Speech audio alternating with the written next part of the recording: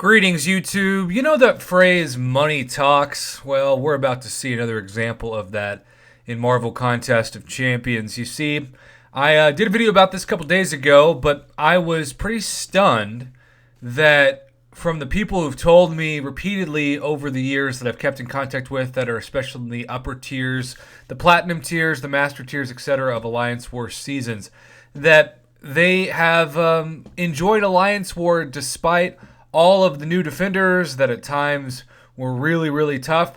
They've put up with the changes in potions and revives and boosts, and they've even been pretty flexible about the understanding that they're going to have to spend thousands of units worth of those aforementioned boosts and revives and potions because, of course, as players get better and as rosters get better, you go from days where you're expecting to fight 565 defenders in those top alliances to not just rank 1 and rank 2, but now rank 3 6-star defenders, meaning you have to play perfect and you have to be boosted up. And even then, you're probably still going to lose a decent amount of health and have to endure just 3 minutes of hell to fight that crazy noted rank 3 6-star defender. But still, they're willing to do it until the flow defensive tactic that sent alliances, in some cases,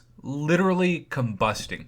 It saddens me to hear that this was so terrible for some alliances that even after these changes, people left. They just got fed up. They didn't want to do it. They just forced quit. They forced left their alliance. They didn't care about season rewards.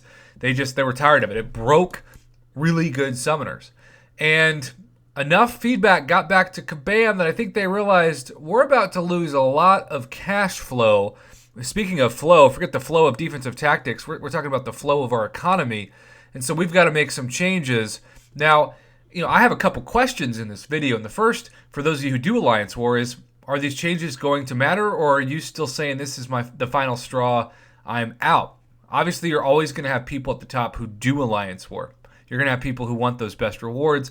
Though, given what some people have told me, they're spending both in glory and units in general to keep up with the chance to win at the top, I still don't think these rewards are worth it at all, especially given how cheap Tier 5 basic catalysts and Tier 2 alphas have become for Alliance Quest. Alliance Quest rewards are amazing right now for those of you uncollected and above. Alliance War is better, but given the rarity that you get those season's rewards, which of course are at the end of a literal season, it just doesn't justify the stress for a lot of you. That doesn't mean all of you. There are going to be people who watch this who be like, psh, this node is nothing. I got it down. I don't see what all the whining's about. I get that there's those people, but you've got to understand a lot of people have legitimate concerns about what's happened with Season 17. So, power gain is removed on a well-timed block, aka a parry, instead of when the defender is stunned. So that should help with the power gain. The power gain will stack to a maximum of 3 across all tiers of the defensive tactic. I can't speak on behalf of how that changes from what you saw before, but you'd think a maximum of 3 should be better in terms of just firing off continued special 3s, especially if you're fighting somebody like Mojo, but who knows. And then the node information will now read: critical strikes against controlled defenders grant a passive power gain, causing them to gain X% of their max power over 15 seconds. If the attacker performs a well-timed block, the power gain is removed, max 3 stacks. This goes into effect Wednesday, May 6th, which, what do you know, that's tomorrow. So, I'm not going to pretend to take credit for this.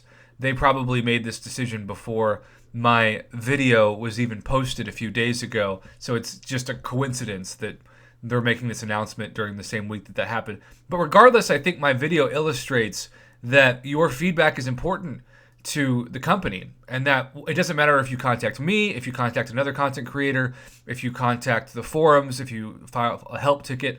Like, you need to make sure that your frustration is heard, because Kabam sometimes, eventually, will take that feedback and make pro player changes. We saw this before. I can think about how BS the Sentinel fights used to be in Alliance Quest, and they had to tweak them and make them better thanks to feedback. I think about things that were quote unquote not bugs. Speaking of Sentinel, like when you used to not be able to dex that special one and dash forward, and at first they would say, oh, you just have to time it perfectly, and then they realized, well, actually no, we just need to return it to how it was. So point being, feedback makes changes, and if enough of the community rises up, good things happen, but it's got to be done the right way. You can't cuss people out. You can't fear monger. You've just got to state facts and talk about real life stories with real life alliances and the effects that happened.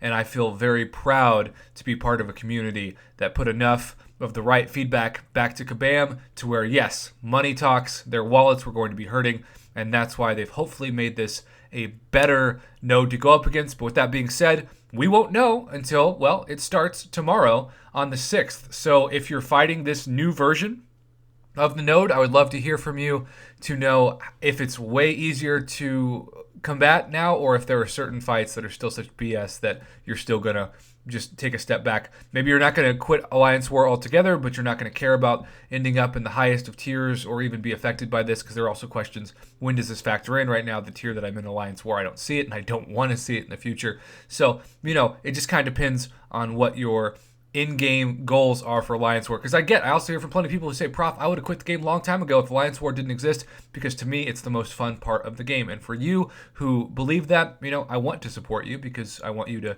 keep playing the game you love, and therefore you're going to keep doing Alliance War. So thanks for watching, and as always, thanks for the feedback, YouTube. It does make a big difference, and it actually makes a difference to Kabam, at least in this scenario.